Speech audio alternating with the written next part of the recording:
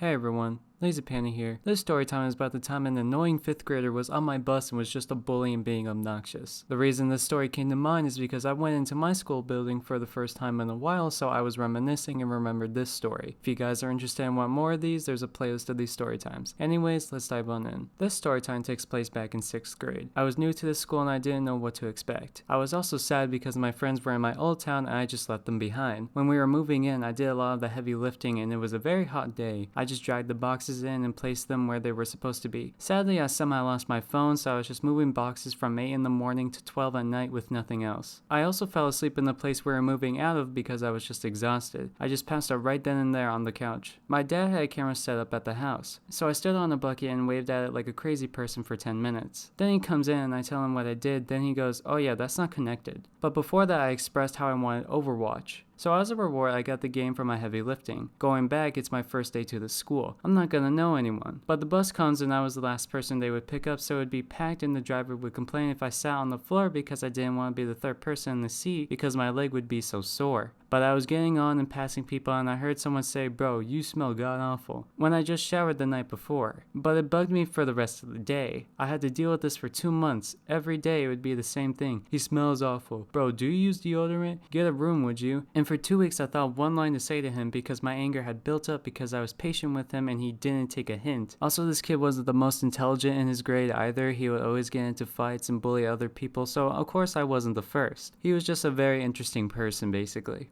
So one day I'm at my stop, waiting for the bus, thinking if he says something, I'ma say it. Sometimes this kid would have his cousin sit with him and join him in calling me out the way he did as well, and of course he was there. So I get on the bus and I pass the first seat, which he was in, and heard, "Bro, you smell awful." And I said, "Go complain to your boyfriend about it." And I left it at that because they didn't say anything else. Then after school I got on the bus and the kid pulled me aside, saying how it wasn't cool of me and they're going through a lot, and I just said, "Dude, you're such a hypocrite. Like, you can't just bully me and mock me and think you can have my sympathy. That's not how that works. That's just pretty selfish." But he and I became good and he tried talking to me and all. I'm pretty sure he stayed back a few years as well, so that's that. But I never tried talking to him because he and I were just not the same kind of people. He was a very different kind of breed and I was just another. You know, with all the flexing and all that, and I was just the chill guy in the corner, I guess. Moral of the story, stop harassing or bullying someone, especially at 7 in the morning. Anyways, I hope you all enjoy this story time. I'll see you next time. Good night and goodbye. Hey, you still smell.